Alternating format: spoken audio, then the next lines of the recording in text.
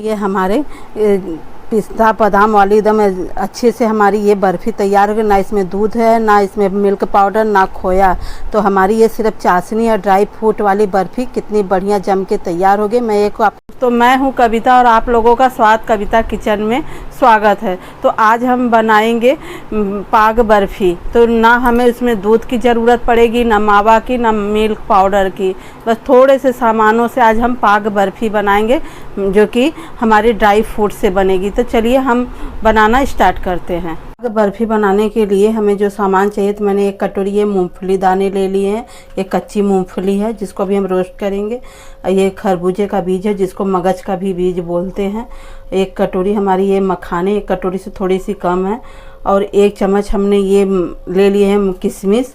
ये 15 से 20 दाने हमारे बादाम हैं।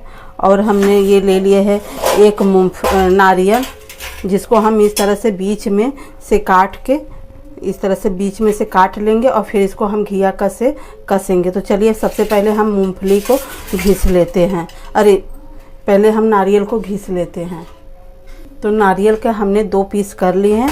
अब इसको हम इस तरह से एक घिया कस लेंगे और नारियल को हम अच्छे से घिस लेंगे। हम छिलका सहित, आप चाहे तो छिलका ये ऑप्शनल है, आप छिलके सहित भी कर सकते, छिलका हटा के भी कर सकते। तो मैं छिलके के साथ ही घिस रही हूँ।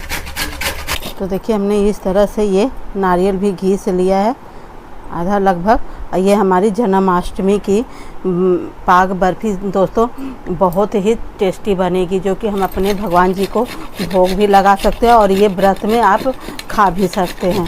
तो चलिए इसको इसी तरह से नारियल घिस लेते हैं। घिस गई है। अब हम चलते हैं, इन सब जो ड्राई फ्रूट हैं इनको अब हम रोस्ट कर लेते हैं। तो सबसे पहले हम मूंगफली को भूनेंगे। तो इधर एक पैन को भी रख दिया है, हमारा पैन गरम हो गया है। और मीडियम गैस पे ही हम अब चलते हैं, मूंगफली को रोस्ट कर लेते हैं।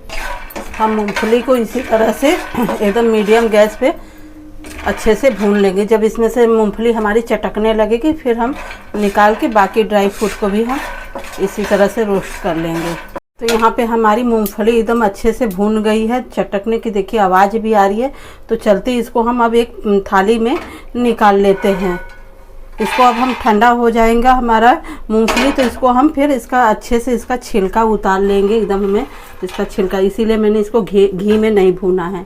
अगर हम घी में भूनते तो इसकी छिलका अच्छे से नहीं उतरती। अब यहाँ पे मैं 1 चम्मच ये देसी घी डाल रही हूँ और ये मूंगफली बादाम को भी हम इसी में तल लेते हैं। हम सारी ड्राई फ्रूट जितनी है हम सबको इसी तरह से हल्का हल्का सा, बस हमका इसका कच्चापन करना है। इसके अच्छे से हमारी इसमें टेस्ट अच्छा आ जाएगा। ये हमारा बादाम भून गया।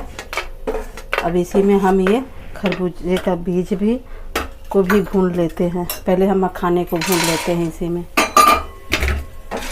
और फिर हम वो जो हमारा मगज का बीज है ना, उसको भी हम इसी तरह से रोस्ट कर लेंगे। तो देखिए हमारे मखाने भी तल गए, इनको भी हम निकाल लेते हैं।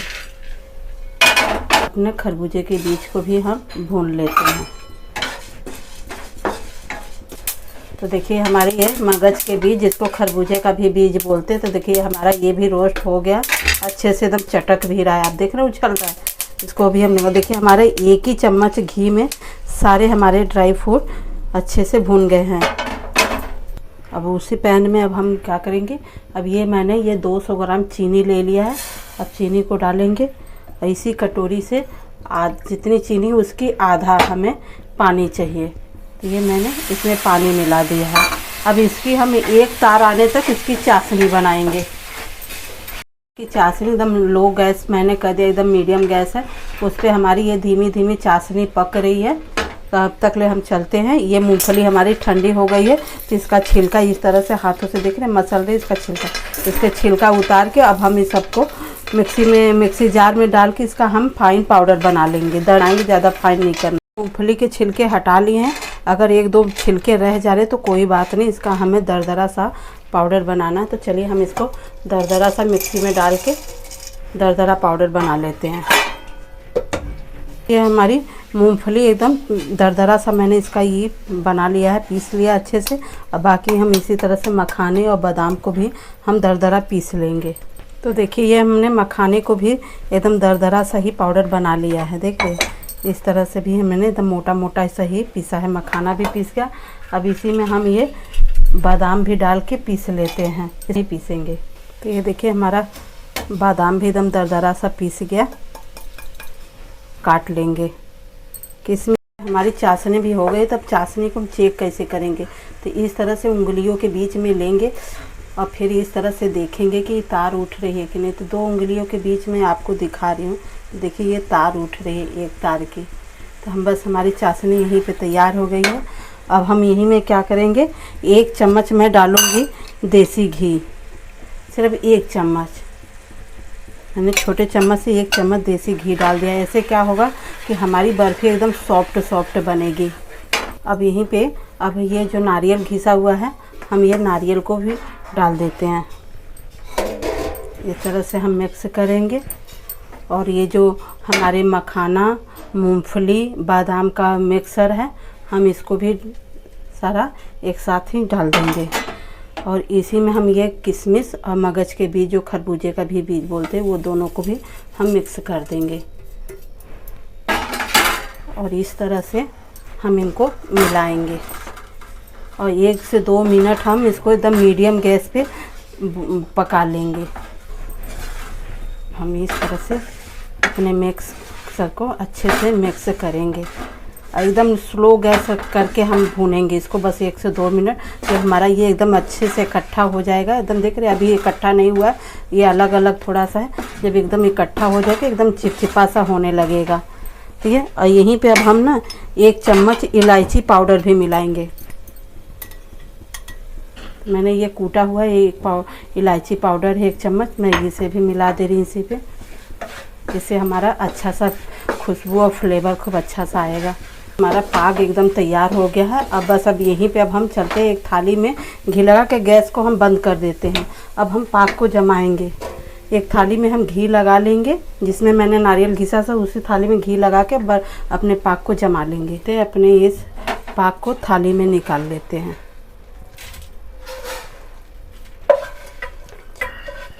अब हम अपने सारे पाग को इसी तरह से थाली में अच्छे से सेट कर लेते हैं करेंगे। तो देखिए इसको अच्छे से मैंने सेट कर दिया, खूब चारों तरफ से इस तरह से हमने सेट अच्छे से हमारा हो गया, एकदम बराबर का कर दिया। अब इसको हम रख देते हैं आधे घंटे के लिए, इसको जमने के लिए।